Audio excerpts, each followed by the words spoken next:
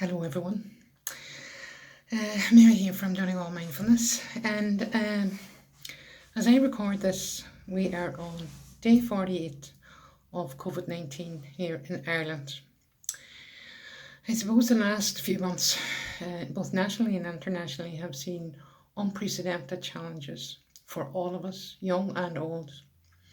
Unfortunately, as you all know, we've had an awful lot of deaths worldwide from it and here at home. But we must also remember that an awful lot of people recovered. I suppose we have to think of the positives as well as the negatives. Genetically, we are from the human race that fought wars, lived through famines, and they had deaths, but the species survived.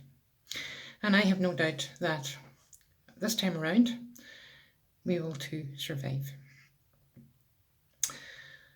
I'm here, I suppose, to talk a little bit about mindfulness, and that leading into it, I suppose now more than ever, it's really important that we keep our mindful heads on.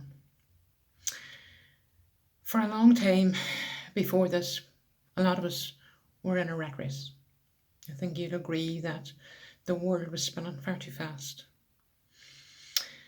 And there are many naturists out there who would say that Mother Earth is repairing herself and we're just stopping our tracks until she does. And when you look around at the beautiful blue skies and the berries and the flowers and nature at its best, I think it's a while since I either remember or particularly noticed such a swell of nature. So what is this mindfulness? In a nutshell, it's being aware of where you are right here, right now, in a non-judgmental way. And you were saying to me, sure, I know where I am. I'm in my kitchen, I'm at the sink, curled up in front of the fire, I'm sitting at my kitchen table. Sure, I know where I am. The thing is, you know where you are physically. You know where your body is. Do you always know where your mind is? If I were to ask you the question, where was your mind just before you switched on this video? You could have been in Australia, America, England. You were either in yesterday or tomorrow. You were either ruminating about things gone by, or you were worrying about what's going to come. And here's the thing. When our heads are in a spin like that, we can't see the wood for the trees. We can't see clearly, think clearly, plan clearly. But after just a few seconds of stopping and taking a breath, look how the thing all settles down. That's Thurmbo Woods, by the way, which is local to me. So, being mindful of our minds, of our spiritual bodies, taking us out of the past or the future and back into the present. Because body and mind has to work totally together. Does that make sense to you all? When I say you were probably ruminating about yesterday, you were probably thinking on something that you did or said or somebody else did or said that hurt you or that you feel you might have hurt somebody. All of those connotations about past deeds and sayings and should haves, maybes, would haves, could haves. Here's the thing though.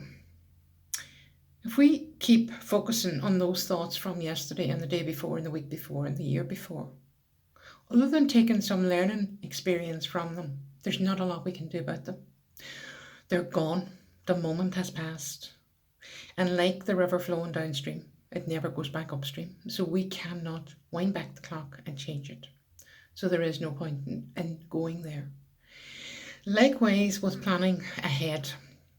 Of course, we all need a certain amount of planning in our lives to have food in the house, to have finance coming in that we can pay our bills, etc., etc. But this planning, and I should do this and I could do that and I might do this and I might do that. We have no way of knowing what's coming tomorrow. And we have very little control over it. So if we spend today thinking about tomorrow, And when tomorrow comes, we're still thinking of tomorrow. And when tomorrow comes again, we're always in tomorrow. How much nicer would it be if we just enjoyed today, the here and now, the present, the gift? Because that's all we really do have, that's all we're sure of. How do we go about being more mindful? Well, there's a number of ways.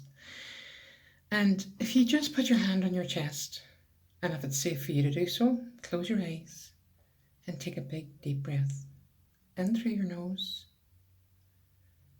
and slowly out through your mouth. Do that again.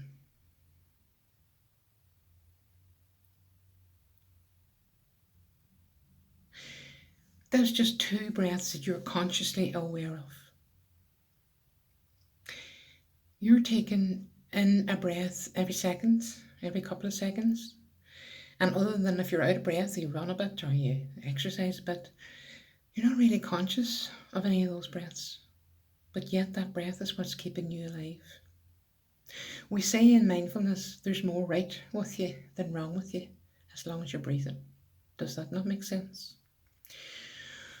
When you put your hand there and you feel that breath going into your body and the breath leaving your body, that's autonomic.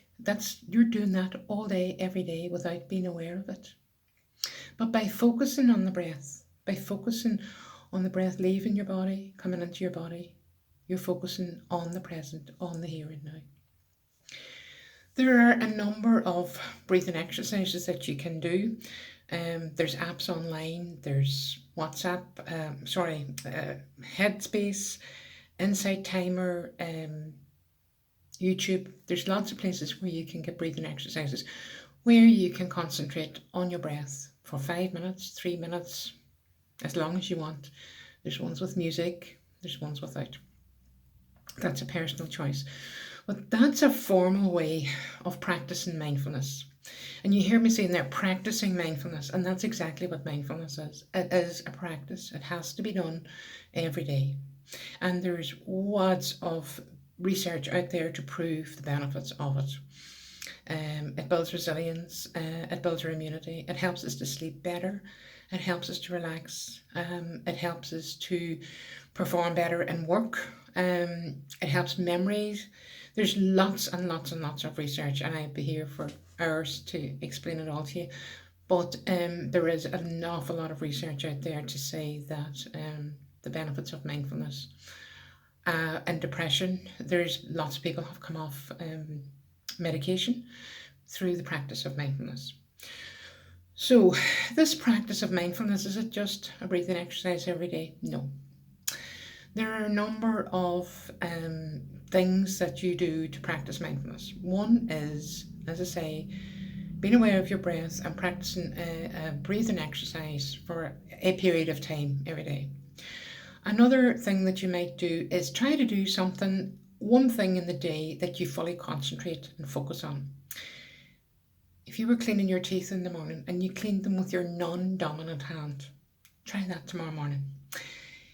You really have to focus when you're using your non-dominant hand. You really have to focus on what you're doing. If I'm a right-handed person and I have to clean my teeth with my left hand, well, I have to really focus on what I'm doing for that couple of minutes. So you can pick one exercise or one thing that you do every day as a trigger to focus your mind and focus your whole person on what you're doing. Third thing in a formal practice is a gratitude journal. And why do we keep a gratitude journal? Well, I keep a gratitude journal for 2 reasons. One, I write mine in the evening, and when you go to bed, and you'll know this as well as me, when you go to bed, you just ruminate over the whole day that's passed. It's like playing a wee video in your head. You go for the whole day and you'll have a funny part, and you'll have maybe a sad part, and you'll have a happy part. And then there'll come one wee thing into your mind that annoys you. Your whole day might have been perfect, you might have had a blissful day, but some one thing annoyed you or triggered you. And boy, do you go into a tailspin with that. It's like a funnel. Wow, way down. You keep going back into it and back into it. And suddenly that one thought, that one small sentence is a chapter, it's a novel, it's a drama, it's a film, it's a whole blown out of proportion in your head. Can you sleep? No. So by keeping a gratitude journal, you write down 3 to 5 positives in your day every single day. Keep it in your bedside locker. It can be a copybook, it can be a journal, it can be whatever you want it to be. With that in mind, you are then going to bed in a positive frame of mind because you're only writing down the positives. So you get off to sleep better. When you sleep better, your body repairs itself better, and then you wake up in a more positive manner the next morning. So do you see the positive effect that it has on your life?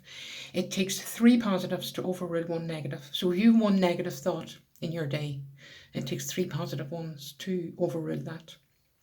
So those are the 3 parts to the formal practice of mindfulness. And then we look at the informal practice of mindfulness. And I think here in Ireland, particularly in Donegal, we're really good at this anyway. Well, we're good at some of it. Gratitude and kindness would be the 2 main elements that I would be concentrating on. And when I say gratitude, I'm talking about gratitude to others. If you're in a shop, just to say thank you, to appreciate what people do or say to you, because somebody might just smile at you, that might just lift your whole day if you're in a bad form. So gratitude for our health, for our weather, despite we mightn't always like it, but because of it we have green fields and beautiful nature. So gratitude for the things that are good in our lives. And when you search, there's a lot of them. Somebody said to me one time they were grateful for their ESB bill. And when I was in the early days of mindfulness, I thought, what? How could you be grateful for an ESB bill? And when she listed out all the things that she received from that ESB bill, her TV, her computer, her hot and cold water, her washing machine, her dishwasher, her tumble dryer, her iron, her hairdryer, her straighteners, she went on and on and on. And really and truly, when you break it all down, so many people in the world would be really glad to get that and to have it. So gratitude, kindness and kindfulness. It never costs anything to be kind. You don't need any degrees. You don't need any books to show you or tell you how to be kind. And I'm not going to insult you by trying to say it now here, but just to be aware of the gratitude and kindness to others. What about gratitude and kindness to yourself? When we talk about self-care, we kind of nearly think that's selfish, but it's not. Because you often hear people say you can't pour from an empty jug. So if you don't look after yourself, how can you look after other people? What is self-care? A lot of people confuse self-care with going to a hairdresser, going to a nail bar, going to a beautician, going away on holidays. And whilst they are self-care in a sense, self-care can be as little as making yourself a cup of tea and sitting down and enjoying it. Reading a book, not feeling guilty. Listening to your favourite music or your TV programme and not feeling guilty, or not trying to do half a dozen other things at the same time. To sit with it and to enjoy it and to savour it. What about mindful eating? When we sit down, and particularly us women, and there are a lot of you out there, mothers and grandmothers and maybe grandfathers and fathers as well, but we're inclined to make sure that everybody else at the table's plates are full and that everybody's nurtured. And then we take the last bit and we sit down and we gobble it into us because we want to serve seconds to everybody else. And then we want to get everything cleared up so as everybody else can relax. Well, what about ourselves? What about us sitting down and looking at the colours on the plate? Tasting the food? Thinking about what we're taking into our bodies? And the last thing that I'm going to talk to you briefly here about today is your 5 senses. We're all gifted with 5 senses. Some of them we may have lost. Some of them may be weaker as we age. And the glasses and, maybe hearing aids and that. But we have 5 senses. So when you go out for a walk, and we all kind of can go out, even if it's only around our own garden, even up and down the road, the 2 kilometres, whatever. And for those of us cocooning, it can be just, as I say, walking around your own house, around the footpath. But rather than just doing it for the exercise, and that's important and it is really part of our self care, what about using our five senses at the beginning or the end of our walk? Can you find 5 things that you can see? 4 things that you can hear? 3 things that you can touch? 2 things that you can smell? And 1 thing that you can taste? And by awakening all our 5 senses and touching things like the texture of the plaster on your wall, as opposed to maybe the texture of the leaf or a blade of grass. What smells can you really get? And taste sweet in your pocket, come back home, make a cup of coffee, cup of tea. Using the 5 senses and awakening those brings us into nature and makes us more aware of what's going on around us. And mindfulness is all about awareness. Okay. The last thing I'll just say to you here is, this is my business card and I'm just going to hold it up, and you see the word stop, it's coming down here. So STOP is an acronym for stop, take a breath, observe around and proceed. So maybe if you were stopped, say, at a stop sign, at a traffic light, maybe you're waiting in the queue at the supermarket, maybe you're just standing washing the dishes at the sink or hanging the clothes on the line. Just stop. Just stop what you're doing. Take a breath. A long, deep breath. Look around you. What is going on around you? If you're standing at the sink washing the dishes, do you feel the bubbles in the water? Is the water hot or is it cold? What are you looking out the window at? Is there a noise in the room? See how many of those 5 senses that you can take into account while you're just taking that pause. And then proceed about your business. It would be impossible for us to be aware 100% of the time. Our nature doesn't allow us to do that. As I say, we have 70,000 thoughts processed in our head every single day. And when we're overwhelmed or when we're anxious about something, that goes way beyond that. So no matter where we are, the wee thoughts are going to come in. And while you're watching me, hundreds of thoughts have probably shot in and out to your head. And like praying or like watching TV film, whatever, there's something has triggered you to come back. The sound of my voice or a bell or whatever it is triggers your mind to come back to the present. So it would be humanly impossible to empty our mind of all those thoughts. But we can do the best we can do by practicing, using our 5 senses, doing our mindful walk, keeping our gratitude journal, being kind and grateful for what we do have and for what's done for us. I suppose being non-judgmental. Nobody knows what's going on in anybody's life. And we hear an awful lot of criticism about people being here and people doing this and people doing that. Nobody knows what's going on, as I say, in anybody's life or anybody's head. So if people go that 1 kilometre past their supposedly 2k or whatever, is it really any of our business? As long as we keep ourselves right and our unit right and our home right, well then everybody else is really doing the best they can. You're always going to get the very small minority who are going to flaunt the laws and break the rules. But really we have no control over that. So there's no point in getting anxious or stressed about it. I really hope that you got something from this video. I'm online, Facebook, LinkedIn, Twitter and YouTube. I do a lot of free meditations Monday and Thursday at 7. If any of you want to tune in or go back and look at some of the back issues, you can private message me, Instagram. If you ever have a wee worry or a wee query about mindfulness and you want to know some more about it, I work from Angels Cove in Navanny Street in Ballybofey, and I do a bit of Reiki and reflexology there as well, and I hope to get opened up very, very soon. I want to thank you from the bottom of my heart for giving me this opportunity to talk about something that I'm really passionate about, and that is mindfulness. I started practicing about 10 years ago with Sister Stan in the Sanctuary, and believe you me, through sickness and big emotional problems, it has been my saving grace. I wish you all a good evening, and wherever you are, enjoy your evening and look after yourselves. Bye for now.